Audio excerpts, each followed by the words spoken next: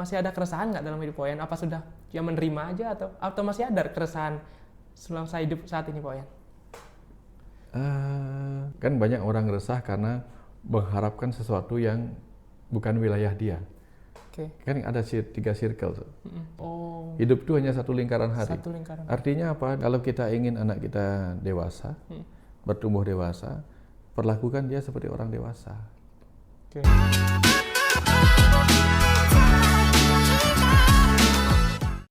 Manusia kan ada, tiap orang pasti selama hidup akan selalu ada masalah Pak Wayan. Ya. Akan selalu ada keresahan dalam hidupnya. Ya.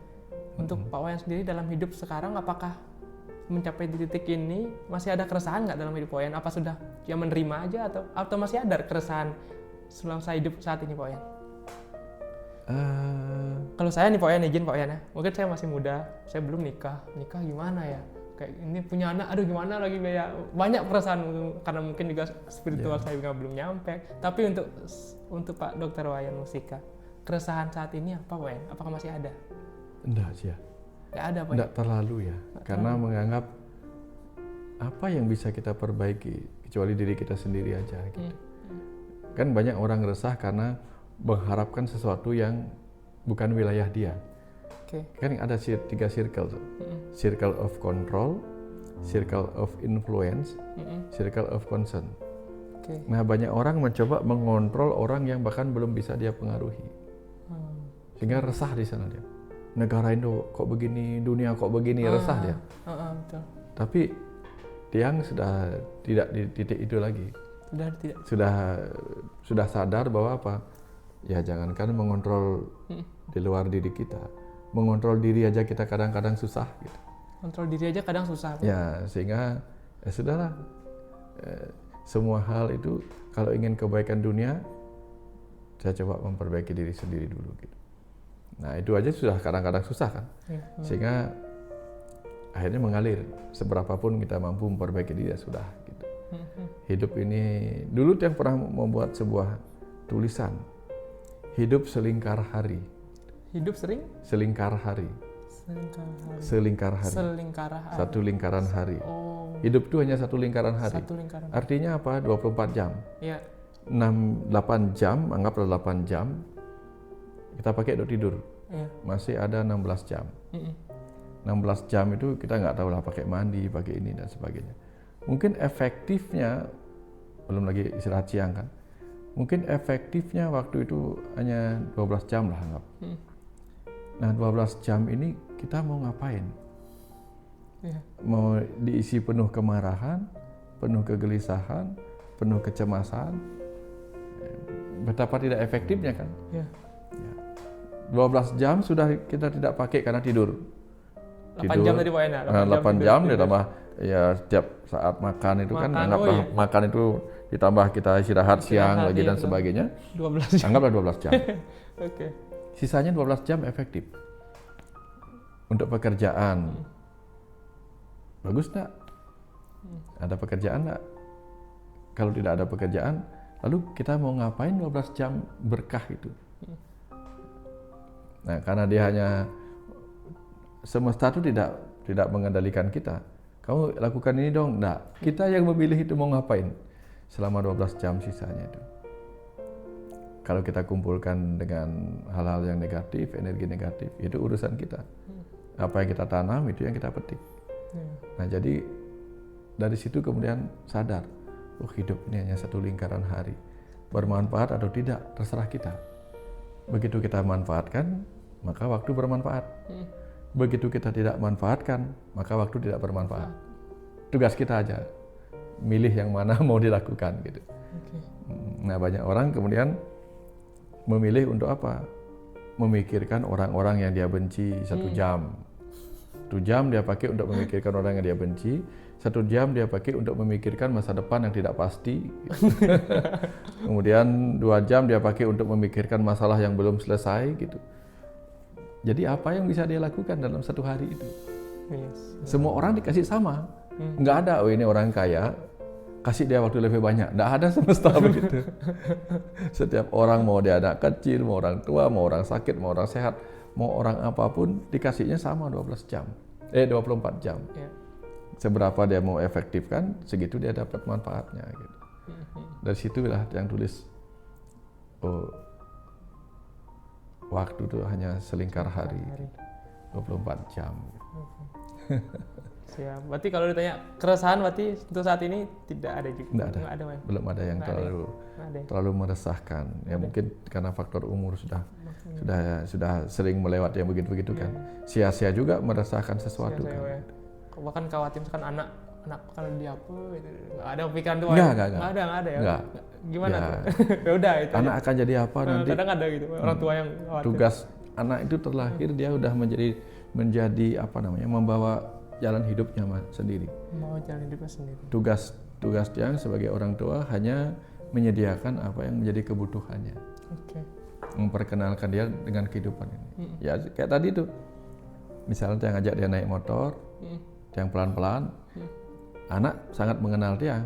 Bapak nggak mungkin ngebut. Karena pada saat itu dia mengenalkan kepada dia.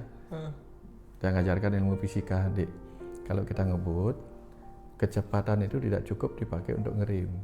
Akan ada hukum kelembaman yang membuat kita walaupun ngerem mendadak tidak akan bisa diam seketika gitu. Ini bahayanya begini bla bla bla gitu. Kalau ngebut kita membahayakan orang lain bla bla bla gitu. Nah, dia yang perkenalkan dia tentang kehidupan ini sehingga apapun nanti jadinya kan terserah dia nanti. Yang penting sudah dibekali gitu. Bekalin pelajaran yang dia akan butuhkan gitu. Selanjutnya kan dia adalah anak Tuhan. Anak Tuhan. Semua orang adalah anak Tuhan yang mempunyai hak untuk meneruskan tugas visi misinya. Gitu. Ya kita nggak bisa ngapa-ngapain gitu. Hanya bisa membantu, hanya bisa mengarahkan. Misalnya, Pak kalau bikin ini gimana caranya? Kasih tahu. Nggak pernah, nanti kamu jadi begini. Bahkan anak dia nggak mau jadi dokter. Pak Wayan sempat arahkan. Sempat nanya aja. Nanya iseng-iseng itu. Mau jadi dokter? Nggak. Terus tanya, kenapa nggak? Nanti nggak punya uang kayak bapak gitu. Kalau orang lain kan, wah pengen jadi dokter biar kaya kayak bapak gitu. Nah ini balik. Nggak pingin jadi dokter, nanti nggak punya uang kayak bapak gitu. Emang udah lihat kerja bapak itu? Nah itu, dia katanya pingin jadi pebisnis ya sudah. Pebisnis, udah kalau begitu tak ajarkan dia. Kadang-kadang ada di TikTok tuh kan, ilmu tentang bisnis tak kasih. Udah nonton ini deh, walaupun dia baru kelas SD kan, SD kelas 6. Udah nonton ini, udah. Tapi sering juga tak ajak dia ke acara-acara yang pas dia ngisi retreat spiritual atau dia ngisi motivasi di dunia bisnis, tak ajak dia. Biar di situ dia belajar. Oh, kan manusia selama bisa mendengar pasti otaknya menyimpan semua itu. Walaupun dia nggak perhatian, tapi otaknya pasti menyimpan. Sadar nggak sadar itu poinnya. Itu yang dia lakukan. Nggak pernah dia minta ngotot, ayo dong belajar. Nggak bisa. Paling nanya ada PR deh. Nggak. Ya udah. Kalau ada PR segera bikin. Nggak terlalu, ayo dong tak temani gitu. Nggak. Saya nggak pernah memaksa anak harus belajar gitu. Nggak. Kan dia sudah belajar di sekolah. Ya di sekolah dia belajar, kalau di rumah disuruh ini. Di rumah itu malah tak ajarkan bertanggung jawab. Dia belajar nyapu. Yang itu, belajar nyapu, belajar ini, belajar bantu bapak begini gitu. Belajar bersih-bersih kamar gitu. Kalau di sekolah kan ilmu-ilmu kan sudah ada di sana kan. Di rumah bangun karakter apa ini? Ya, bangun karakter gitu. Ajak ketemu orang-orang gitu.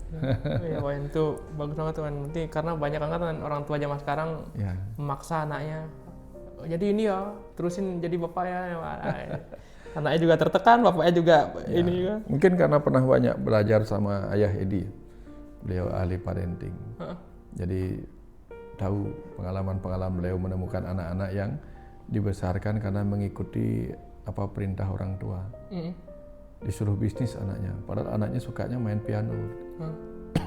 Yang akhirnya terjadi adalah apa? Dia belajar sekolah bisnis, nilainya bagus, tapi begitu disuruh memimpin perusahaan dia nggak suka. Rugi kan. Setelah tua baru bapaknya menyesal. Anaknya mungkin menjadi seorang pianis yang terkenal harusnya gitu. Anaknya menyesal Pak Dokter? Orang tuanya. Menyesal menyuruh dia masuk dalam bisnis yang dia tidak sukai gitu. Ya, dari situ dia paham. Nah, jadi anak-anak itu kan harus diketahui juga potensi emasnya apa, passionnya itu apa gitu. Ya.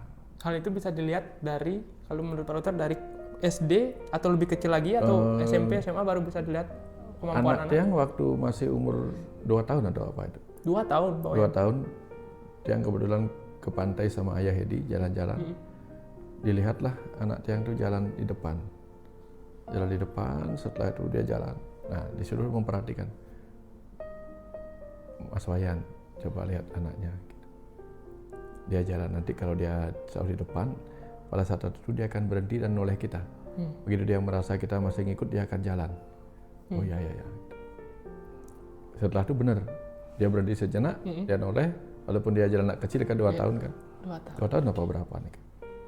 Setelah dia jalan, setelah berhenti, ngelihat memastikan dia ngikut, dia jalan lagi. Terus dikasih tahu, nah itu ciri-ciri leader dia. Gitu. Oh, ciri-ciri leader. Nah, dia memastikan pengikutnya bagaimana gitu. Oh. Kalau ciri-ciri follower, si anak itu tidak akan berani maju, dia yang di belakang kita. Nah, karena itulah kemudian ketika membesarkan dia, anak Janike, dia yang selalu diskusi. Ketika dia minta sesuatu, dia ngajak diskusi. Ini worth it nggak? Gitu. Kalau harganya sekian, kegunaannya sekian, worth it nggak?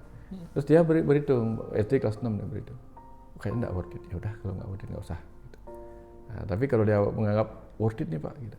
Ya sudah, worth it, ayo. Gitu.